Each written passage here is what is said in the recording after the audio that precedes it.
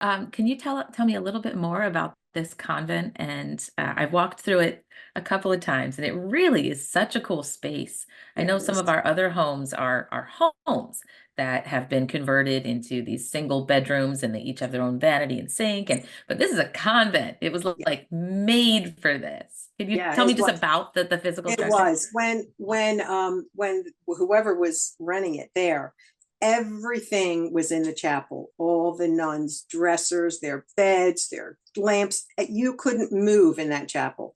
And we Mm. had a Boy Scout group. He was going for his what's that next award in scouting that he had to go for.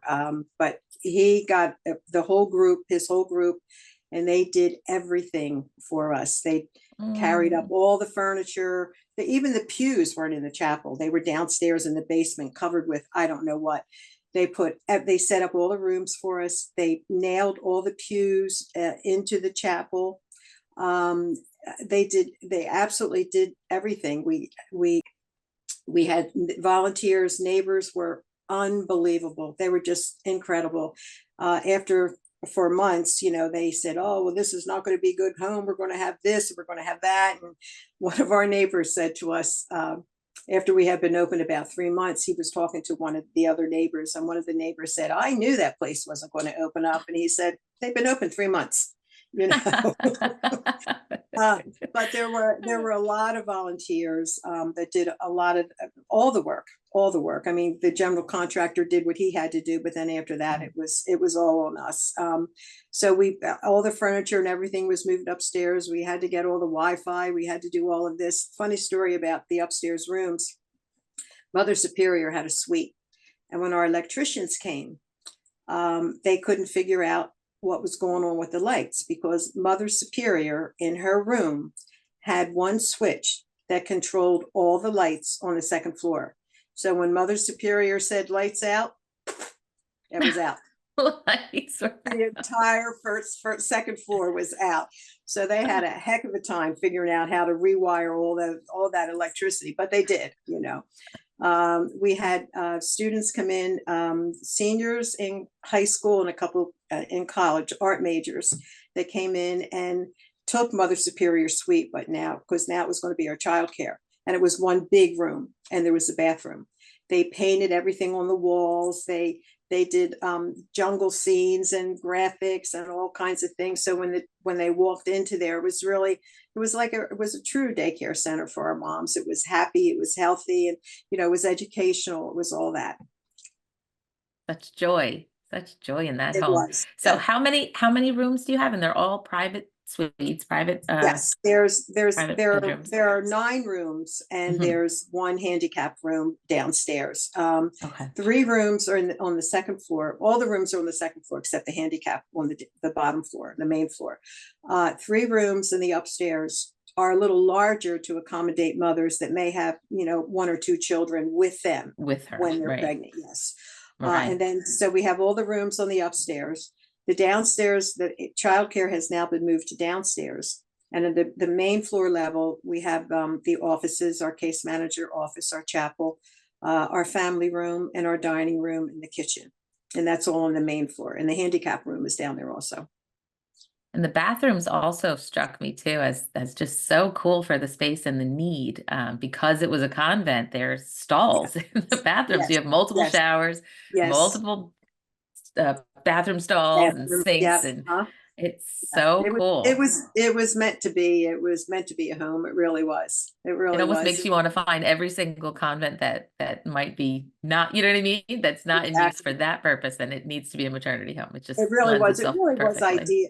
And it really was ideal because you had a large family room because that's where the nuns would Hmm. gather. You had a large kitchen and you had a Yeah, large kitchen eating area to right. accommodate everybody. So it worked out very, very well. And the grounds were beautiful. I mean, you had the parking lot because it was Yeah. adjacent to the church, which actually the church that was there was not functional anymore, and it was wonderful because we used it for all our overflow donations. So we had Mm. like the whole first floor of the school was all our donations. And then one time Father David came over to me, said, "Joann, I want you to sit down." I said, "What?" He said, "We're going to tear down the school." I went, "No, what are we going to do with all no. donations, but everyone was so very, very supportive. And we tried to involve the neighbors as much as we could.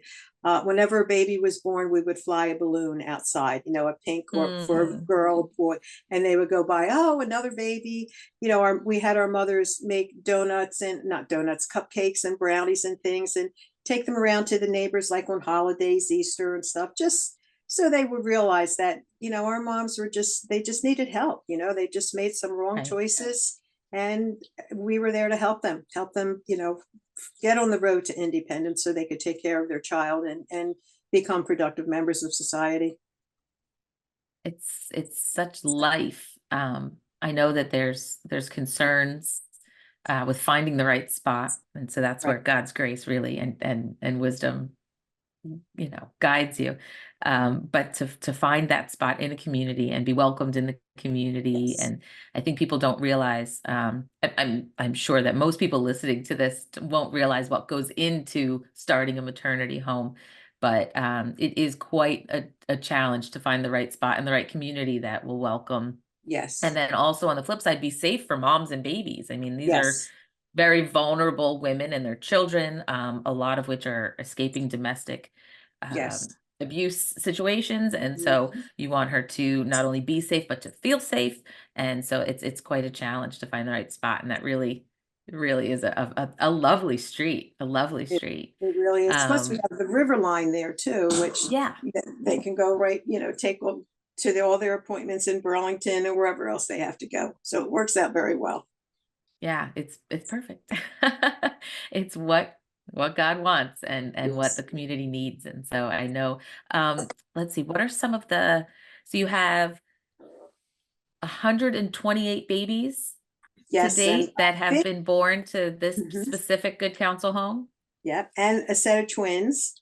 And in Hmm. fact, I think we have another set that's coming up that's due now also.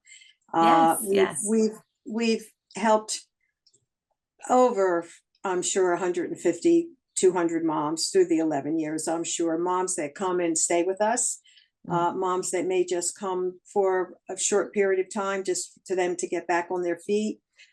We've helped mothers earn their GEDs. We've helped moms. We have two of our moms, our earliest moms actually, are both working at Our Lady of Lourdes Hospital. One is a nurse and one is a pharmacy tech. We've graduated CNAs. We've graduated cosmetologists. We've graduated a chef from Cathedral Kitchen. We've graduated real estate agents. And, a lot of our moms have the mall jobs too, just like mhm. we all had. It's not a career path, but at least it's a step in the right direction for them.